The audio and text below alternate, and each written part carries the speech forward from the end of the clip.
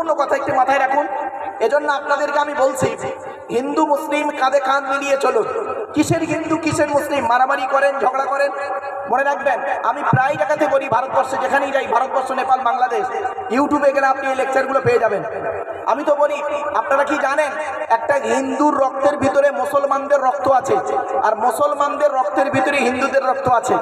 Just for example, যদি আমি আপনাদেরকে বলি আপনাদের এলাকায় ব্লাড ডোনেশন ক্যাম্প হয়, আরে ভাই বলুন না, হয়?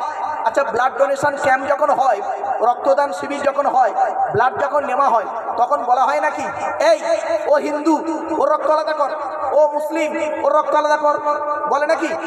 আরে ব্লাডের মধ্যে কাস্টের কোনো ডিভাইডেড থাকে না, ব্লাডের মধ্যে কালারের কোনো ডিভাইডেড থাকে না, ব্লাডের মধ্যে জেন্ডারের কোনো ডিভাইডেড থাকে না, ব্লাডের মধ্যে গ্রুপের ডিভাইডেড করা হয়। ব্লাডের 4টে group, A B, A B আর ও, প্রত্যেকটার মাইনাস প্লাস।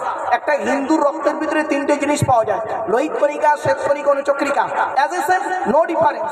একটা মুসলমানের রক্তের ভিতরে 3টেই পাওয়া যায়। কিসের হিন্দু কিসের মুসলিম মারামারি করেন? মনে রাখবেন, সৃষ্টিকর্তার পৃথিবীতে, সৃষ্টিকর্তা আদনা পাশনার পদ্ধতিটা আমাদের আলাদা হতে পারে। মানুষ হল আমের সন্তান, ঠিক না? ঠিক। আমি এই জন্য প্রায় জায়গাতে বলি, হে হিন্দু, মন্দিরে গিয়ে যাকে ঈশ্বর বা ভগবান বলে ডাকো, তাকে জীবনে মন্দিরে পাবে না। হে খ্রিস্টান, গির্জায় গিয়ে যাকে গড বলে ডাকো, তাকে গির্জায় জীবনে পাবে না।